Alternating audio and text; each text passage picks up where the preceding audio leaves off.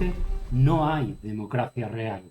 Por eso en noticiasdealmería.com queremos invitarte a que te suscribas a nuestro boletín diario, a que nos sigas en las redes sociales, en Twitter y en Facebook, a que también nos puedas ver en YouTube, nos puedas leer en Flipboard y nos puedas escuchar tanto en Spotify, en iVoox o en Google Podcast.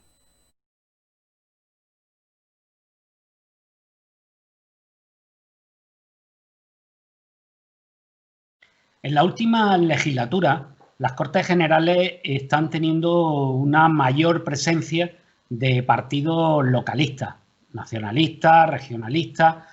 Y bueno, la verdad es que desde hace mucho tiempo el andalucismo no tenía hueco.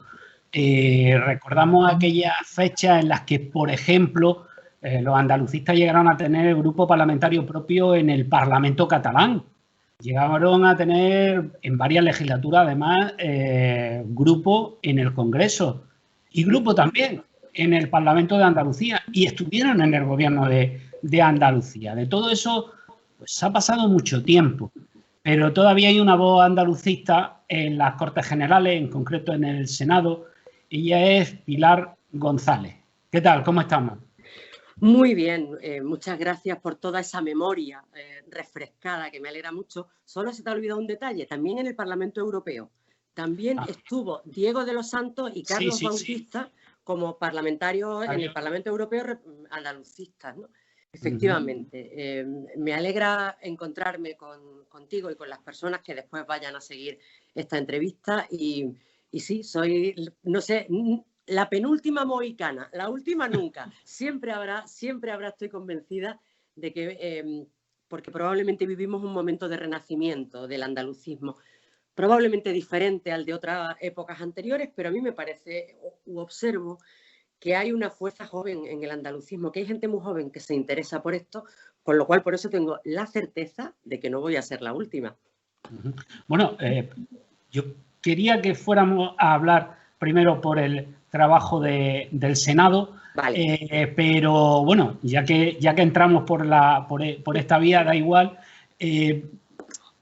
A mí me da la sensación de que sí hay una especie de renacimiento del andalucismo, pero que no acaba de ser real. Me refiero al hecho de que usted, por ejemplo, es de Primavera Andaluza y también está Izquierda Andalucista y también hay un montón de grupos y subgrupos y arrejuntamientos, pero al final da la impresión, al menos desde fuera, de que son, y permítame la expresión, los mismos perros con distintos collares. Es decir, hay muchos grupos, pero son grupos muy pequeñitos, muy minoritarios, muy centrados en personas con un determinado liderazgo o en determinadas provincias, y no acaba de haber realmente un movimiento como lo hubo en el 77 y demás, cuando se logró la autonomía.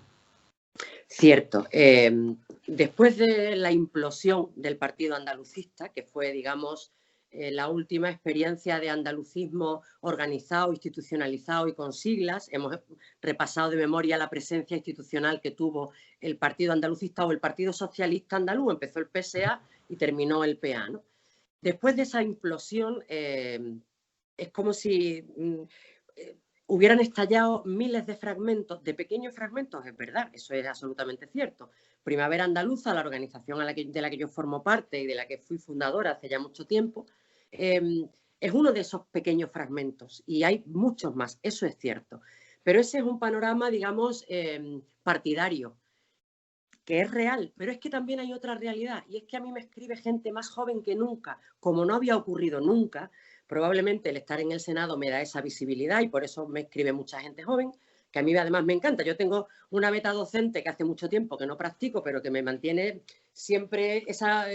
cuando alguien joven me pregunta, me interpela o me expresa un desacuerdo, a mí me resulta más estimulante que nada, porque ahí hay, sobre todo hay un mañana y me parece interesantísimo. Bueno, pues por eso digo que me escribe mucha gente muy joven, la mayoría de ellos y de ellas con formación universitaria. Quiero decir que hay gente que tiene formación, que observa la realidad, que analiza la realidad en la que vive y que toma conciencia de que falta algo. A eso es a lo que yo digo que existe un reverdecer del andalucismo. ¿Que eso está todavía mal organizado? Es verdad. O organizado en organizaciones pequeñas, eso es verdad. Que habrá que darle trabazón y convertirlo en movimiento, como fue durante la transición en los años 70, claro, ojalá. Y ojalá consiguiéramos la pujanza que tuvo el andalucismo en los años 70, que fue capaz de cambiar la propia Constitución española. No solo la realidad de Andalucía, sino el artículo 2 de la Constitución y el título 8. O sea, el reparto territorial, la organización, el modelo territorial del Estado español es en gran medida fruto del andalucismo, del empoderamiento de las andaluzas y de los andaluces, que al fin y al cabo eso es el andalucismo. Que eso después tenga una traslación en una sigla, en un proyecto político, en una presentación electoral. Es verdad, ese camino falta todavía, estamos en ello. Pero es que venimos de un desierto más. Iba a decir de un desierto, pero ya que hemos recorrido unos pocos, pero venimos de un desierto y sobre todo de una especie de desesperanza. Y eso es lo que ya no percibo. Ya no percibo desesperanza. Es verdad que tengo los pies en la tierra, soy consciente de la necesidad de articular todo ese andalucismo disperso, disgregado, que tiene a lo mejor más presencia o más implantación en unos territorios que en otros. Andalucía es como Portugal de grande, con lo cual no es fácil articular un proyecto político de país, que también es el andalucismo, ¿no? Pero eso es real. O sea, y no sé si somos los mismos perros con distintos collares, porque yo lo que percibo es que cada vez hay más gente todavía anónima, afortunadamente, a la que yo auguro en algunos casos presencia política importante, probablemente en algún tiempo no demasiado largo, pero que son reales, que existen, que más allá de las visibilidades, una parcelita la tengo yo y otras personas que están, pues lo típico, los concejales en los ayuntamientos, algunos alcaldes, parlamentarios andaluces. Esas presencias institucionales son las que visibilizan, pero además de eso hay una realidad y eso es lo más esperanzador de todo. Pero no puede ser que uno de los problemas de ese reverdecer o de ese resurgimiento del andalucismo sea que no tiene un mensaje propio. Me refiero a que al final lo que vemos, y además es un dato común en prácticamente todas las organizaciones, y es lo que me llama también la atención, que mira y dices, bueno, ¿cuáles son las diferencias entre uno y otro? Y ves que son matices mínimos, casi ínfimos, casi inexistentes. Todas son organizaciones de izquierda. Me sorprende porque, bueno, podría haber andalucistas de liberales. Todas son republicanas, claro, es que Andalucía no tiene rey, o sea, rey tiene España, pero Andalucía no tiene rey. Difícilmente puede haber una organización autonomista, por dejarlo en eso, que no sea republicana, ¿no? Habría que buscarse un rey para Andalucía, ¿no? Es decir, son cuestiones, todas son feministas, claro, si es que es normal, o sea, si es que estamos en una sociedad en la que lógicamente la mujer tiene y debe reclamar y entre todos empujamos en el sentido de que ocupe el espacio, su propio espacio, ¿no? Es decir, que son sencillamente pequeños matices muy comunes también a muchas organizaciones no andalucistas. ¿Cuál es la diferencia del mensaje andalucista respecto a ese mensaje que digamos que podría ser común a muchas organizaciones no andalucistas? A ver, si abrimos el foco hasta el máximo, hasta el PP es andalucista. Ahora que gobierna la Junta de Andalucía y de algún modo evoca a Blas Infante, pero fíjese qué contradicción que ese Partido Popular que gobierna Andalucía junto con Ciudadanos y con el apoyo de Vox, lo que hace con los símbolos, por un lado habla de Blas Infante, conmemora de nuevo el nacimiento, el aniversario del nacimiento en julio en el Parlamento, y a la vez se pone a ponerle una corona al escudo de Andalucía, que hicieron en 1918 en Ronda Blas Infante y sus compañeros andalucistas en aquella primera asamblea. Quiero decir que una cosa es el andalucismo emocional, digamos, o el sentimiento de pertenencia, que afortunadamente en la inmensa mayoría de andaluzas y andaluces es múltiple, nos sentimos ciudadanos de Europa, en muchos casos algunos se sienten también de España, en otros casos, y además andaluces, en otros casos más andaluces que otra cosa, en otros casos solo. Todos esos sentimientos, todo eso son emociones. La diferencia con el mensaje andalucista es que el andalucismo es además un posicionamiento político, es un ser andaluz consciente, ejerciente, defendiendo los derechos, las necesidades, buscando soluciones a los problemas reales que tiene Andalucía. Más allá de las emociones, es evidente que en el terreno de las emociones cualquier persona que vive en Andalucía, aunque no haya nacido, y es mi caso, es andaluz o es andaluza. Yo siempre digo, yo no nací en Andalucía, pero he parido 3 andaluzas, con lo cual nadie me va a negar, nadie me puede negar mi calidad de andaluza o mi ciudadanía andaluza si algún día se repartieran ciudadanías, ¿no? Pero el andalucismo es además es un mensaje político, es un posicionamiento político que mira el mundo desde Andalucía.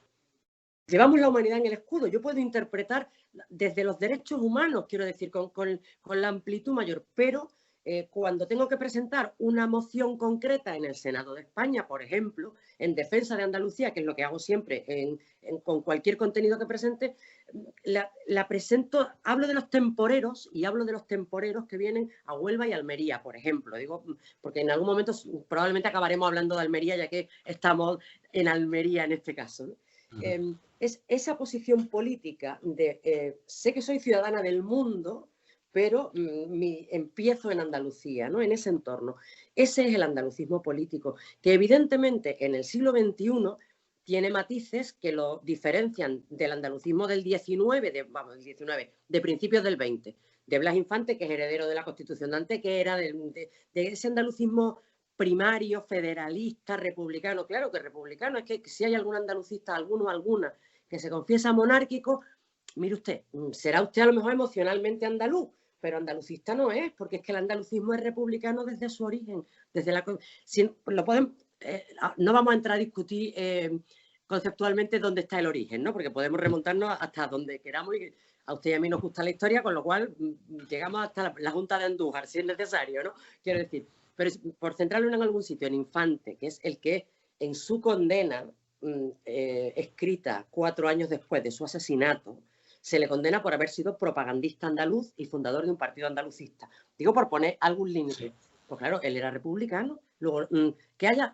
Por eso le digo que hasta el PP hace gestos que tienen que ver con los símbolos de Andalucía, porque el andalucismo legitima a quien gobierna la Junta de Andalucía. Entonces, claro que tienen que... Pero eso no es una posición política andalucista, porque los andalucistas somos republicanos desde nuestro origen. Porque cuando el himno dice tierra y libertad, en algún momento fue la reforma agraria, lo fue con Blas Infante, que fue ponente de la ley republicana de la reforma agraria. Lo fue en la transición, cuando se abordó con el primer gobierno de Escuredo esa reforma agraria. Y ahora hablamos de agricultura sostenible o de agroindustria y seguimos en ese hilo de la tierra y la libertad, pero adaptado a los mensajes del siglo XXI. Y hablamos de sostenibilidad, porque es que la sostenibilidad es el mañana, es el futuro, no hay otra cosa, ¿no? Hablamos de posiciones económicas que tienen que ver con buscar una transición del capitalismo a otro sistema productivo y económico que no condene a Andalucía a ser camarero o gobernanta del resto de Europa, que de algún modo se potencien y se ponga el foco en las potencialidades de nuestra tierra. Esos son mensajes políticos andalucistas. Lo demás es folclore, que está muy bien y que emocionalmente nos gusta, nos reconocemos, pero no son. El andalucismo es un posicionamiento político claro, y es verdad que la mayoría somos de izquierda. Claro, es que, a ver, es que desde Blas Infante, la fundación del andalucismo, Blas Infante, que podría ser un señor desclasado porque él era un notario, era un señor mínimo de clase media, ilustrado, se dedicaba a enseñar a leer y a escribir a jornaleros analfabetos. Blas Infante pone el foco de su atención y de su actuación política en la redención de eso, la conciencia sombría del jornalero. Pues, ¿cómo vamos a ser de derechas? ¿Quién puede decir que es andalucista y de derecha? Otra cosa es que dentro de el espectro horizontal de la izquierda y la derecha hay algunos que digamos que los servicios públicos no pueden ser más que públicos y haya otros que, bueno, hablen de colaboración o de privatización o de mejor gestión. eso ya son matices, ¿no? Pero evidentemente el mensaje político andalucista es un mensaje que tiene un hilo que viene de la historia y que es muy claro. Y lo que estamos haciendo ahora, o intentando al menos, es actualizarlo y adecuarlo al lenguaje del siglo XXI. Quería preguntarle ya por la tarea como senadora. ¿En qué nota Andalucía que tiene una senadora andalucista allí en Madrid? ¿Qué balance hace de estos años en el Senado? A mí, llevo un año escaso llevo, porque tomé posesión el 3 de diciembre y estamos a mitad de enero, con lo cual un poquito más de un año. Que contando la pandemia, que hemos estado 2 meses fuera, un año mal contado, ¿no? Ojalá lo noten los andaluces y las andaluzas, ese sería mi objetivo. De momento quienes lo han notado son los madrileños y las madrileñas en el Senado, o los de todas partes que confluimos en el Senado, porque cada vez que intervengo en el Senado yo hablo de algo que tenga que ver con Andalucía. Se hable de lo que se hable. Quiero decir, en una ocasión, por recordar una anécdota, ¿no? El PP había presentado una moción sobre carga de trabajo para los astilleros de Fene. Era previo a las elecciones autonómicas que hubo en Galicia y en el País Vasco. Ahora mismo no recuerdo la fecha, pero coincidieron. Después, bueno, pues previo a eso, el Partido Popular legítimamente gobierna Galicia, pues lleva una moción al Senado para que el gobierno de España se comprometa a poner carga de trabajo en los astilleros de Fene.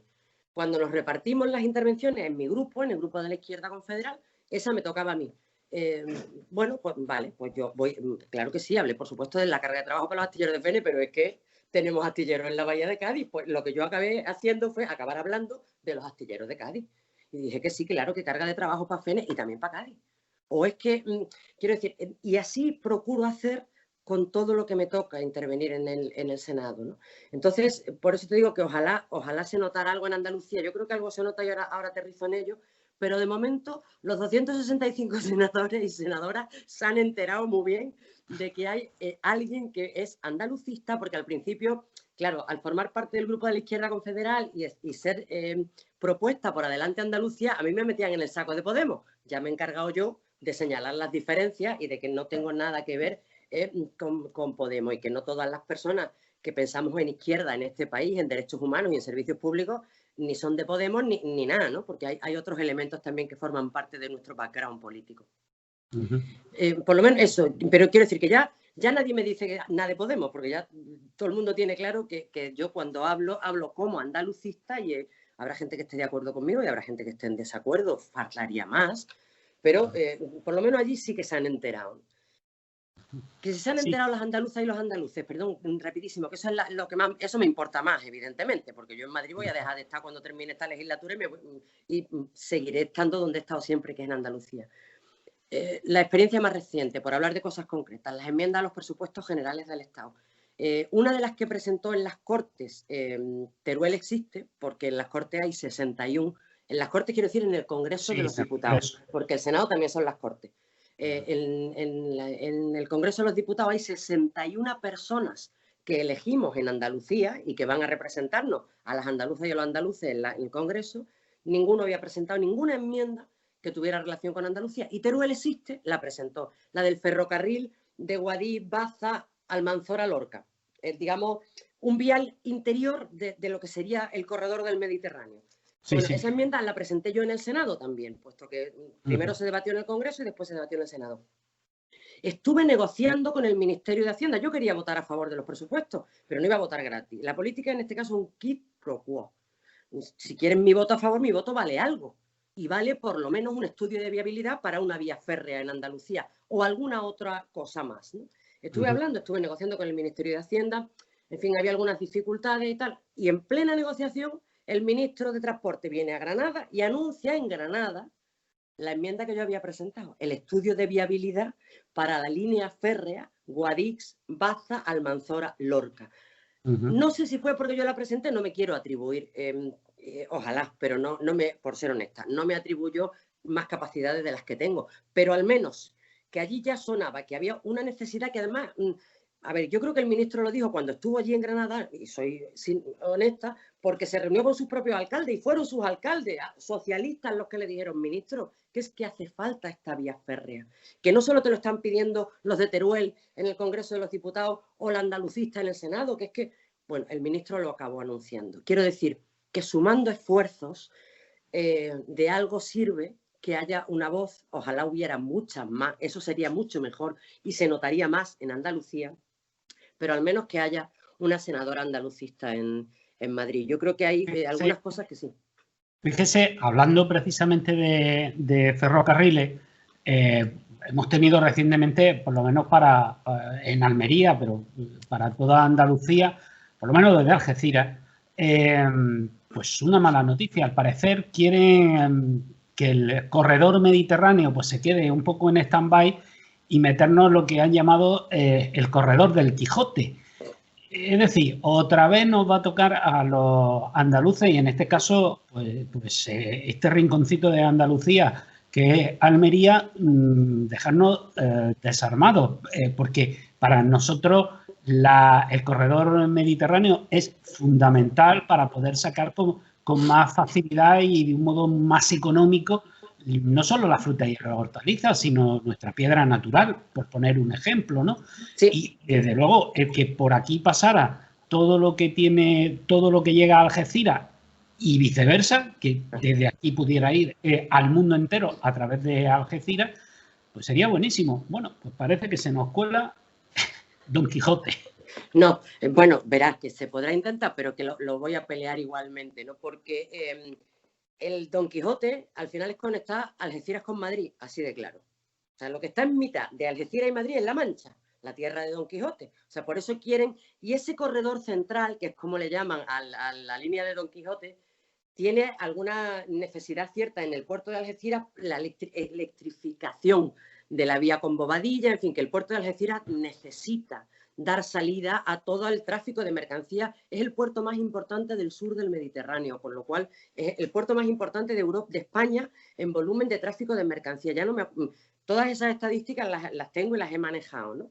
Y eso es verdad. Pero lo que no podemos hacer es renunciar a una cosa para conseguir otra, claro. No, porque no tenemos por qué. O sea, no tiene por qué Almería ser una isla en el sentido de que está aislada por ferrocarril, no tiene por qué.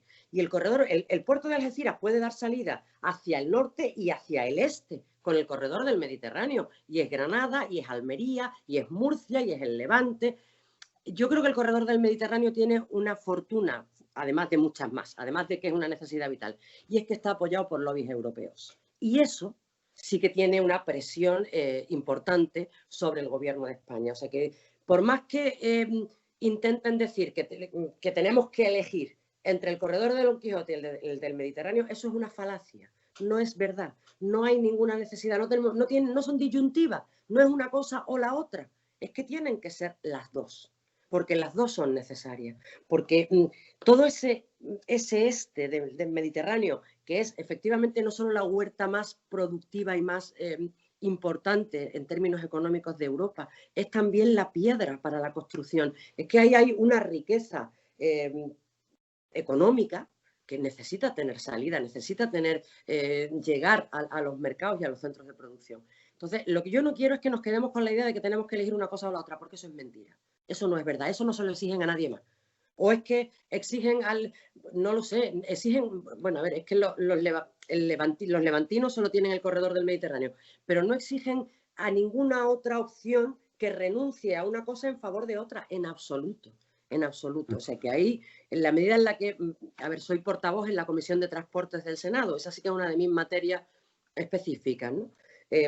Bueno, ya sabe que ahí estoy trabajando, lo sabe el propio ministro, que también en alguna ocasión en el lenguaje de pasillo, más allá del lenguaje institucional, que ese es público, se graban todas las sesiones y tal, pero en la primera toma de contacto, que en la primera comparecencia que él tuvo en la Comisión de Transporte, hablando después de las necesidades de los territorios, ya hablando cuando la comisión había terminado, digamos, en la salida, ¿no? De las necesidades de los territorios y tal, yo le dije, mira, dos necesidades fundamentales en Andalucía, una es el puerto de Algeciras y otra el corredor del Mediterráneo. O sea, yo quiero las dos cosas, no voy a renunciar a ninguna de las dos. Porque no tenemos por qué, básicamente, vamos. Carbonera, hablando de... Perdón. Claro. Sí, no, iba a hablar de la central térmica de Carbonera, supongo, ¿no? Bueno, venga. No, de la central térmica y del accidente nuclear, ¿sí? Que llevamos ahí esperando. No, el de Palomares. El de Palomares, efectivamente. En Almanzora, es verdad. Sí. Claro, la central de Carbonera. Seguimos esperando de los Estados Unidos, no solo de Estados Unidos, seguimos esperando algún tipo de indemnización, sino que también seguimos esperando, por ejemplo, que el gobierno del Estado español pues abra los archivos, porque a día de hoy desde Estados Unidos sí se ha desclasificado muchísima información de este tema, pero en España sigue siendo secreto todo. Sí, por eso hay otra de las mociones que había presentado también, esa todavía no se ha debatido, esa cuando se debata siempre a través de las redes y tal, porque sé que probablemente esa tiene centro de atención particularmente en Almería, ¿no? No solo que se desclasifiquen los archivos, es que además hay una sentencia de la Audiencia Nacional a la que el Gobierno de España tiene que dar respuesta. Al Poder Judicial no se le puede poner uno de canto, tiene que acatar y cumplir las ejecutorias del Poder Judicial, ¿no? Y sobre todo empezar esa era otra es una moción y es una enmienda a los presupuestos generales del Estado que también presenté, de dedicar una determinada cantidad de dinero a empezar a limpiar toda esa zona. Sobre todo porque cuando hablamos de algo fundamental, y además el Gobierno está poniendo mucho empeño en lo que se llama la transición ecológica. Hay muchos mensajes muy positivos, vienen de Europa, gran parte del dinero europeo, el Green New Deal, tiene que ver con inversiones, proyectos que tengan que ver con la ecología, con la sostenibilidad, con el medio.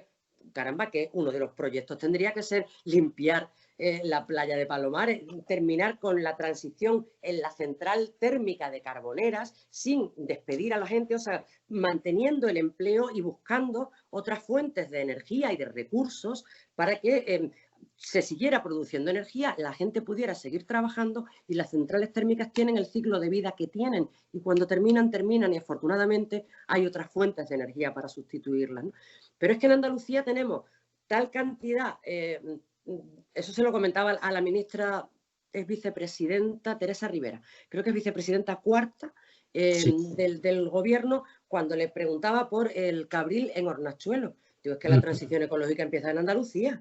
Es que desde Palomares, Carboneras, Hornachuelo, en la mina de Andújar, la antigua, los fosfoyesos en Huelva, es que tenemos tanto que empezar a hacer en Andalucía. Hay tantos proyectos que se podrían presentar a la Unión Europea para regenerar nuestro territorio, para generar empleo en Andalucía, empleo limpio.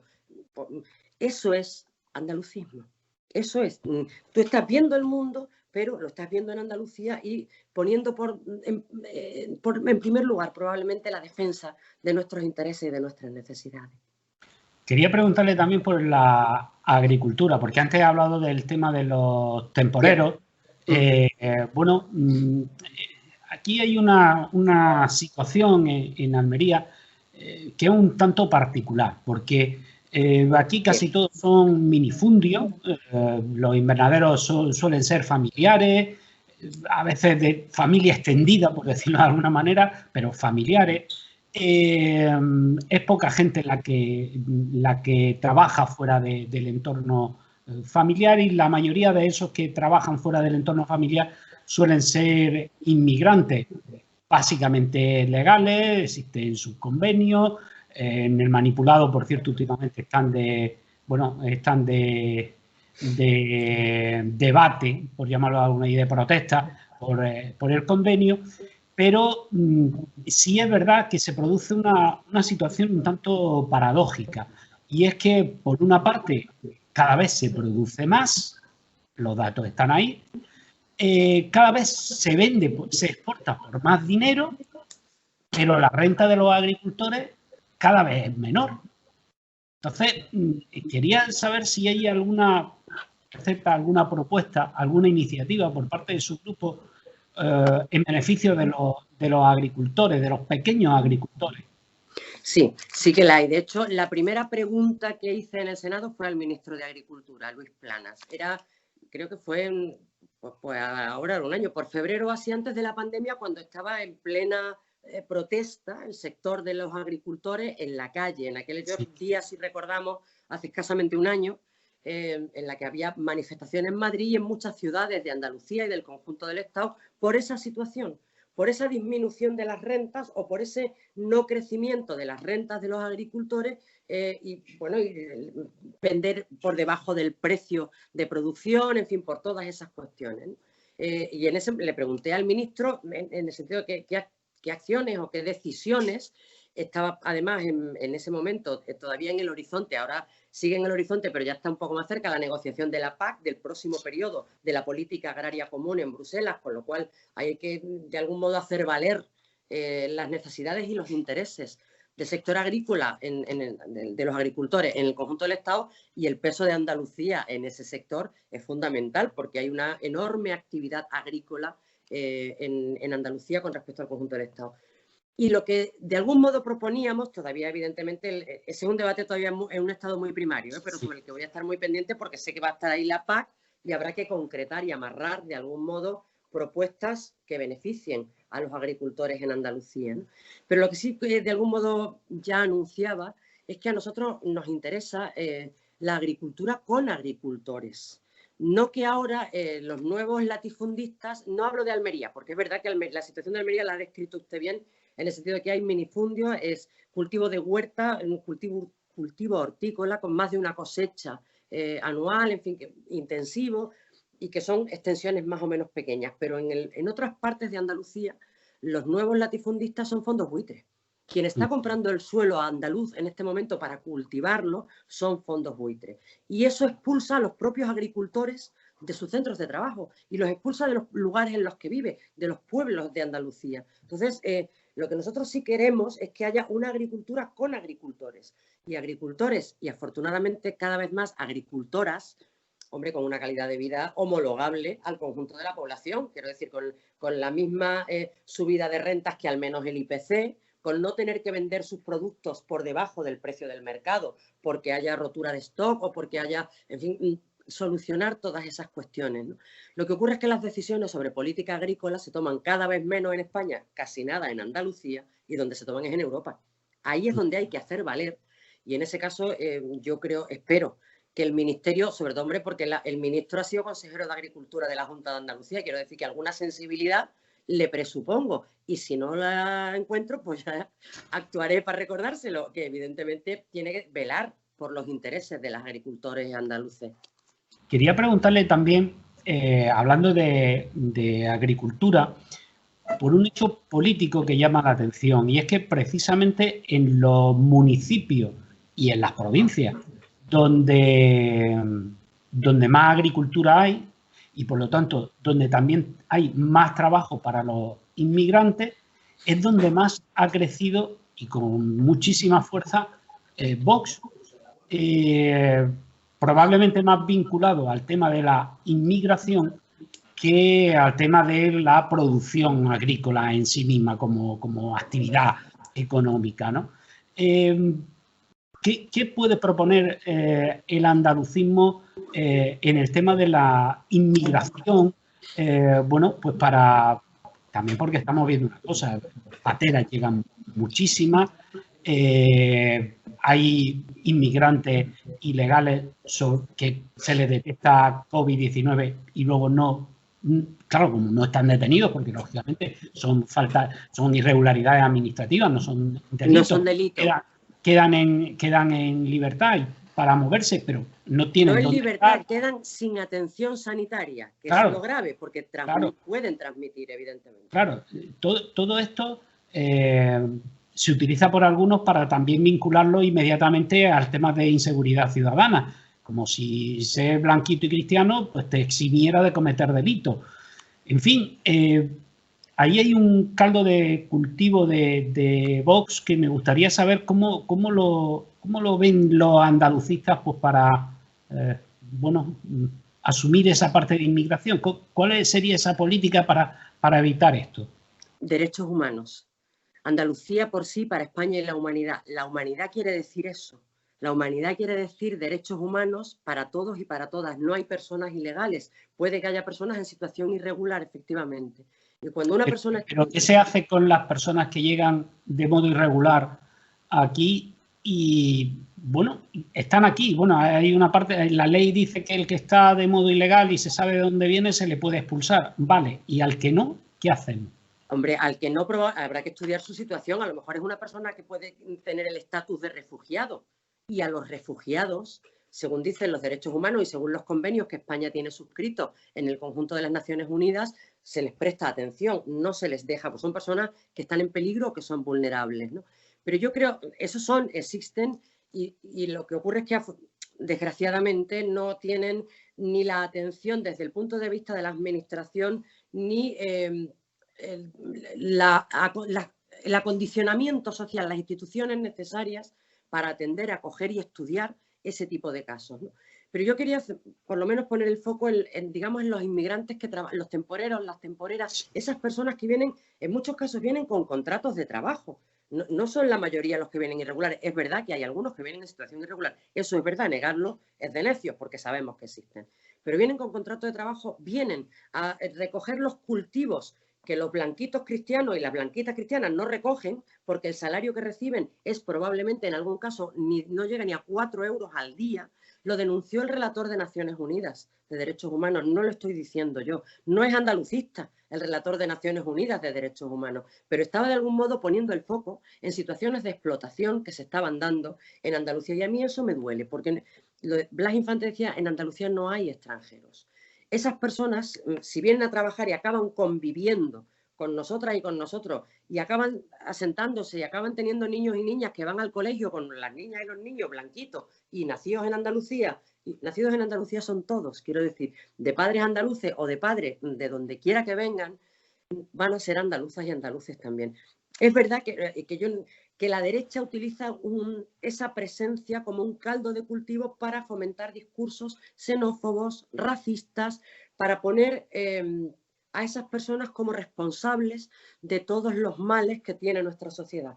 El desempleo, la inseguridad, en absoluto son esas personas responsables o no son más responsables que nosotros y nosotras. Exactamente igual de responsables. Si no hemos podido resolver el problema del desempleo en Andalucía en todos estos años, por no remontarme más allá, desde el 82, desde el primer Estatuto de Autonomía de Andalucía, que Andalucía tiene un gobierno propio que gestiona este tipo de cuestiones. Si no hemos sido capaces de resolverlo, no son estas personas más responsables que nosotros. Yo creo que los discursos de la derecha, que son, sobre todo los de Vox y la ultraderecha, ¿no? que son mensajes muy simples, que apelan a las tripas y no a la inteligencia, hay que combatirlos con mensajes complejos porque la realidad es compleja. Y la única manera de resolverla es la inteligencia, no las tripas. De resolverla racionalmente, de resolverla en paz. Lo otro no conduce a nada bueno. Las tripas conducen a una pelea, a un conflicto, a nada positivo y a nada bueno. Nadie gana en esa circunstancia, aunque aparentemente la fuerza, el ordeno y mando pudiera parecer solución, no es solución de nada, porque la realidad es compleja y la realidad requiere de análisis complejo y de búsqueda de soluciones complejas. Entonces, yo me niego en la medida que puedo, siempre combato el discurso de Vox desde la racionalidad y desde un discurso político. Procuro ser, si no moderada, al menos tranquila, porque tengo argumentos suficientes. No necesito recurrir ni al insulto ni a las tripas para rebatir los discursos de la ultraderecha, que son mensajes absolutamente simples. La vida real es otra cosa y la política, sobre todo, es otra cosa. Como última pregunta, me gustaría que me dijera en qué está trabajando ahora que comienza el año, qué temas son los que tiene entre manos y también me gustaría saber cuál sería su deseo para el andalucismo. Vamos a poner un deseo realizable, un deseo creíble, ¿no? Un deseo a pie de calle. Empiezo por ahí, articular un proyecto político con todos esos fragmentos de los que hablábamos al principio. Ser capaz de aunar, de trazar al menos un camino que podamos transitar en común, porque es la forma de ser útiles a las ciudadanas y a los ciudadanos de Andalucía. Siendo fragmentos pequeños, tenemos menos fuerza, tenemos menos posibilidad de cambiar la realidad. Trabajando juntos tenemos más posibilidades, tenemos más fuerza, más visibilidad, ojalá más representación para poder cambiar la realidad. En un momento en que en Teruel hay 2 senadores, de Teruel existe. ¿Usted sabe el trabajo que cuesta conseguir un senador o una senadora en un territorio? Bueno, pues en Teruel hay 2, de Teruel existe. Quiero decir que se han concienciado, las ciudadanas y los ciudadanos de Teruel, de que tienen que hacerse visibles por sí mismos para llevar al corazón del Estado, al núcleo de las instituciones, sus necesidades y plantear allí sus soluciones. Y en política, que es un quid pro quo, ofrecer su respaldo y su apoyo a quien, a su vez, ofrezca soluciones a esos problemas. Algo así aspiraría yo para Andalucía, para que una línea de tren o el estudio de viabilidad, que ni siquiera hay que empezar a poner dinero para hacer las vías, sino el estudio de viabilidad ahora hablo del tren litoral, por ejemplo, del Mediterráneo, que es que Marbella no tiene estación de tren y tiene más de 100.000 habitantes. Quiero decir, no solo no tiene estación, es que no tiene vía del tren. Que ese estudio de viabilidad, por ejemplo, del tren de la Costa del Sol o del famoso de Guadix, Baza, etcétera, sean mucho más ágiles, más rápidos y más posibles de hacer. Para eso hace falta un andalucismo fuerte, un andalucismo visible y presente en las instituciones. A mí me parece que eso es fundamental. Eso como deseo, ser capaz de ahormar o de trazar juntas y juntos a muchos andalucistas que hay en este momento ese mapa en común para ser útiles a las andaluzas y a los andaluces. ¿Y en qué trabajo? Pues a punto de volver de reanudar las sesiones en el Senado, me va a tocar la portavocía. Ustedes saben que en el grupo de la Izquierda Confederal somos un grupo de 6 senadores y senadoras, todos representantes de diferentes parlamentos, elegidos en los parlamentos territoriales. Está siendo una de las experiencias más hermosas de mi vida, poder trabajar con personas de otros territorios en un rango de absoluta horizontalidad, porque todos somos exactamente igual. No competimos entre nosotras y entre nosotros y hemos decidido trabajar juntos y colaborar. Me va a tocar la portavocía ahora desde febrero hasta abril. Y, bueno, tengo una serie de temas importantes que tienen que ver básicamente con las comisiones en las que soy portavoz. La de transportes es una de ellas, la de cultura es otra que en Andalucía es fundamental. Apenas hemos tenido la oportunidad de hablar, pero ya tendremos ocasión porque creo que a los dos nos interesa también el tema que tiene que ver con la cultura. Sí. Y la cultura también es un potencial económico importantísimo en Andalucía, ¿no? Convertir toda nuestra expresión cultural en un sector productivo también es fundamental. Bueno, pues trabajo en transportes, trabajo en cultura, trabajo en igualdad y bueno, y seguir defendiendo, alzando la voz en nombre de Andalucía en el Senado de España, que yo creo que eso lo voy a hacer hasta el último día que pueda estar allí. Cuando me tenga que venir, pues yo además me vengo contenta y sin ningún problema, ¿no? Pero hasta ese último día voy a estar trabajando en eso. En hablar en el Senado de las cosas de la gente de Andalucía, de las cosas del comer, de las andaluzas y de los andaluces, de nuestras necesidades y hacer un esfuerzo por alcanzar soluciones, por proponer soluciones y que de algún modo la presencia en el Senado revierta en efectos positivos en Andalucía. Ese es mi empeño y mientras esté allí voy a seguir haciendo eso. Pues muchísimas gracias por su tiempo y muchas gracias, bueno, pues por ser esa voz andalucista en las Cortes Generales y que, bueno, y que muchos andaluces pues sepan que cuando miran y ven pues eso a Teruel, ven a los vascos con distintos grupos, a los catalanes con distintos grupos, ven a los cántabros, a los valencianos. A los navarros, que es que tengo compañeros navarros, hay hasta navarros con distintos grupos, efectivamente. A los navarros con distintos grupos también. Hombre, pues por lo menos que ahí hay una voz andalucista. A unos les gustará, a otros no, pero sí. Bueno, que sepan que por lo menos está y que cuando aparezca en la tele, pues presten atención a ver qué se dice desde Andalucía. Pues muchísimas gracias, Pilar. Muchas gracias a usted, Rafael, y hasta pronto. Mis mejores deseos para usted, para el medio y para las personas que se interesen por esta entrevista. Que se acabe salud y fraternidad, decía Blas Infante, y más que nunca en este momento la salud y la fraternidad son los mejores deseos probablemente. Gracias.